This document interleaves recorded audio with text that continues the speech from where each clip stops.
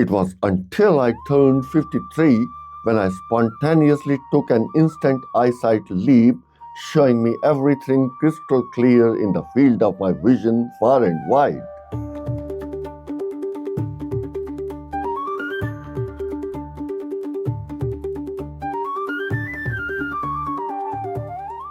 My name is Ladi Ojas. Welcome to Skeletal Leap, a living adventure.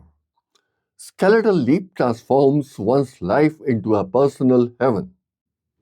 Today's episode will tell you how I coincidentally stumbled upon an instant miracle that changed my life forever as it turned into the seed that grew this huge tree of skeletal leap promising a heaven on earth. In fact, I will be sharing a bit of my past life that made this coincidental stumble so important for me to analyze it in its absolute depth. I couldn't believe my eyes as they instantly started seeing crystal clear far and wide. It was miraculous, rather magical. Let me first tell you the background of what suddenly had happened to me, and where, and when. I was born and brought up in Missouri, a hill station in the Himalayas situated in the state named Uttarakhand in India. At age 6, I was admitted to my first school. There, I soon discovered that I wasn't able to read what the teacher had written on the blackboard with my one eye closed. The other eye, however, could read it perfectly well. I shared this info with my parents, who took me to an optometrist. He checked my eyesight for distant vision and ascertained that my left eye needed a concave lens of power -5 diopter. The right eye needed none. It was fine, having 20/20 vision without any lens on it. The next day, he handed me a pair of spectacles with a -5 diopter lens for the left eye and a plain glass fitted for the right. He warned my parents that I should always keep wearing my spectacles, otherwise my vision could go worse. I wore those glasses for one full day at school, but by the evening I started feeling uncomfortable with them. I quietly put them in a drawer of my study table and went playing with my friends. As my overall sight was 20/20 courtesy my right eye, I didn't find any problem. I also quietly decided I wouldn't take my glasses to school as well. My parents reminded me once or twice, fearing my eyesight could go worse as the optometrist had warned. But when I didn't pay heed to them, they didn't take it much seriously too. My maternal uncle, a bodybuilder, come a boxer, come an athlete, who was also an extremely health-conscious person, had his both eyes fitted with -5 diopter lenses on them. I used to see him trying all kinds of the so-called natural methods to correct his eyesight without any success all his life. But it instilled a bug in my mind that it might be possible. Anyway, even if it was, it must have been shrouded in the mysterious details of the said natural methods. Fast forward, I stayed in the same school for 12 years. After that, I joined an engineering course in Roorkee University, that is IIT Roorkee now.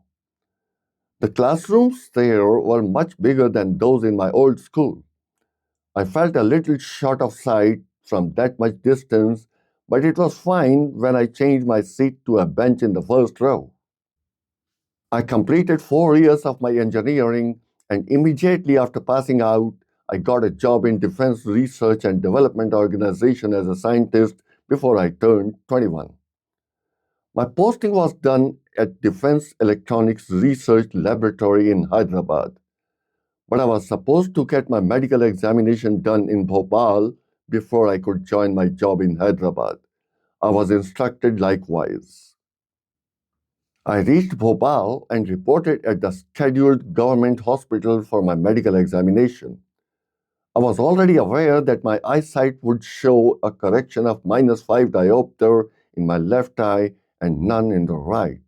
It wasn't an issue, and I was ready for it with my corresponding glasses. But what came out of the eyesight examination just astonished me. Neither of my eyes was 20/20 anymore. The left eye that was -5 diopter in my childhood had improved significantly and needed only -2.25 diopter correction now. But the right eye had worsened, needing a similar -2.25 diopter correction too. I immediately ordered a new pair of glasses and got through my medical examination. The ophthalmologist testing my eyes asked me why I didn't use glasses earlier. I told him I didn't because my right eye was 20/20 before, and I was able to see clear with its help. It was only my left eye that had posed a problem then. That's what happens when you don't use your prescribed glasses regularly. Look, how your right eye also developed myopia when you didn't use your glasses for your left eye all these years. Had you used them, it would have stayed where it was, he said. But my left eye wouldn't have improved from -5 diopter to -2.25 diopter had I done so. I put forward the benefit that not wearing glasses had done to me. Was it really -5 diopter before? He looked at me with a doubt in his eyes. I showed him my previous eye examination report along with my glasses in my pocket. It never happens so. The eyesight only worsens and never improves in case one stops wearing glasses. He was astonished at seeing my previous eye examination report in front of him. At best, it can stay where it is, but that's only the best case scenario. It never spontaneously improves like you are claiming, he added further. I'm not claiming. I just showed you my old report and my old spectacles. These are my documents as evidences that I'm not lying, I said. It's against all research findings that ophthalmology has done to date. The eye doctor wasn't able to explain what I had presented him with. Whatever, but my account has been in credit of half a diopter. More than what I lost in my right eye, which is 2.25, I gained in my left, which is 2.25 subtracted from 5, it being 2.75. I smiled. Anyway, I got my new pair of glasses the next day and joined my job in Hyderabad a couple days later. This new pair also went to my study table drawer as I faced no difficulty doing my daily chores, including driving with my eyesight at -2.25 diopter in both eyes. More so when I no more needed to read a blackboard or a whiteboard from an extended distance ever in future. In fact, I lived almost all my life without wearing glasses until I turned 53. During those 32 years between 21 and 53, there was no change in my eyesight, whether positive or negative. It remained stable at -2.25 diopter in both my eyes, despite not wearing my glasses all these years. Inspired in my early childhood by my maternal uncle's passionate, though unsuccessful attempts to get rid of his myopia, it remained as a hidden desire in the depth of my mind all through my life. Even otherwise, I had never liked the very idea of wearing those crutches on my eyes in order to see clear. Glasses did show me clear, but they always seemed to rob me of my depth of vision like the zoom lenses do in photography. The world looked less three-dimensional with glasses than it looked without them. I could never enjoy receiving that flat visual delivery through lenses on my eyes. Now there were two conflicting pieces of information available to me. On one side, there was ophthalmology that claimed any eyesight problem of accommodation once contracted was impossible to revert and needed managing it with lenses or LASIK. On the other hand, there was naturopathy that claimed all eyesight problems of accommodation could be reversed naturally through cleansing the body and providing it with proper nutrition. This proper nutrition comprised vitamins A, B, C, E, and minerals like zinc and selenium, ascribing carrot juice as its star nutrient. Like my maternal uncle, I had already tried all these naturopathic alternatives, but none of them had really worked to revert my myopia. But then, nature did it spontaneously as it had reversed my left myopic eye from -5 diopter to -2.25 diopter on its own. So I drew a clear demarcating line between nature and naturopathy in my assessment. For the same reason, I needed to reject the claims of ophthalmology too, which stated no reversions were possible. Then there was a claim made by an ophthalmologist, Dr. William Horatio Bates, as long back as in 1891, that myopia was reversible and he had successfully done that to his patients. Later, he extended his claim to all other eyesight errors of refraction, including hyperopia, astigmatism, and presbyopia. He theorized that problems of accommodation causing errors of refraction sprang out of mental strain through straining extraocular muscles, which resulted in different kinds of accommodation problems. Hence, relieving mental strain would cure all kinds of defective vision. His proposed theory of accommodation was in conflict with the established theory of accommodation accepted by ophthalmology. He theorized that it was the eyeball that caused accommodation through continuously changing its shape via extraocular muscles while focusing at different distances.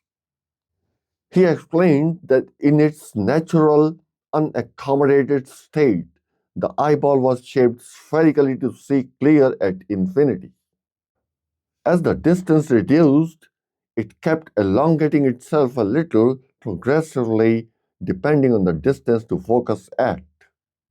When it came to near reading, it further elongated itself to focus at a distance of 12 to 14 inches. As per his proposed theory, all these accommodations were performed by extraocular muscles along with other functions that they controlled. The established theory of accommodation accepted by ophthalmology said it was ciliary muscle adjusting the curvature of natural crystalline lens while focusing at different distances. Hence, ophthalmology ridiculed his proposed theory and rejected it altogether, although it accepted the same theory in case of many other animals, including fishes. The reason that it provided was generated by certain laboratory tests showing that the eyeball in humans was extremely rigid. In fact, it was so rigid that it couldn't change its shape spontaneously to the extent that was necessary to accomplish what Bates had claimed that it did. But Bates kept adhering to his theory. He also devised a toolkit comprising mental and physical exercises to relieve mental strain. These exercises included palming, visualization, memory, imagination, swinging, eye movements, and sunning, including sun gazing. The ultimate target was achieving the central fixation of the eyes, which Dr. Bates proposed was achievable once the central fixation of the mind had been achieved. Like my maternal uncle, I did them all for long, but with no effect on my eyesight at all. Actually, this happens with the majority of people who take a chance at correcting their vision with Bates' method. In my opinion, it was the central fixation of the mind being an abstract entity that few people, if any, could understand how to achieve. The central fixation of the eyes was a concrete entity defined as focusing the rays of light exactly at fovea or retina. When it so happened, the vision was at its best whether it was focused far or near. The destination was clear, but the way to reach there was a mysterious one. The ways of the mind are always way more abstract and mysterious than the ways of the body are. Although Bates' method had miserably failed me, yet I somehow felt his proposed theory of accommodation made more sense than the established theory of accommodation accepted by ophthalmology. The first reason was my spontaneous reversal of myopia from -5 diopter at age 6 to -2.25 diopter at age 21. How was it possible according to the established theory of accommodation accepted by ophthalmology? It wasn't a small or a trivial reversal. It was rather a considerably huge reversal of -2.75 diopter.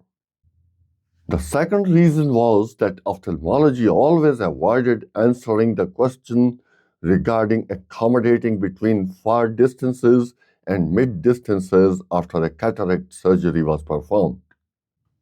During the cataract surgery, the clouded crystalline lens, as a result of protein coagulation, is replaced with an extraocular artificial lens which cannot change its focal length even a bit. Its focal length is optimized to see clear far and wide. Then how come the operated people are easily able to accommodate between far and mid distances? Also, after the cataract surgery, people are always provided with reading glasses as the synthetic lens cannot fatten at all, reducing its focal length to read clear near. But there have been some rare cases where people can easily read near equally well after a cataract surgery has been performed on their eyes. Ophthalmology had no answers to these questions, hence it chose to arrogantly avoid answering them. The third reason was that ophthalmology could never provide a convincing answer to the question what really caused the errors of accommodation, including myopia, hyperopia, and astigmatism. If we take myopia alone, ophthalmology says it's caused mostly by an elongated eyeball or by a too strong natural crystalline lens sometimes.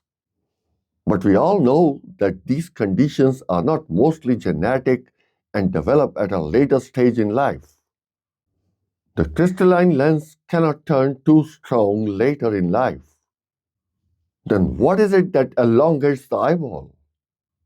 They say it might be a lot of near reading at the cost of avoiding outside activities for long. But by its own submission, ophthalmology also admits that near reading is done by fattening the crystalline lens and not by elongating the eyeball. Then how come a lot of near reading at the cost of avoiding outside activities for long would set the eyeball in an elongated stance? Clearly, ophthalmology has no convincing answer for the etiology of the most common error of refraction affecting 22% of human population that counts 1.5 billion people worldwide at the moment. Same is the case with other errors of refraction as far as their etiologies are concerned.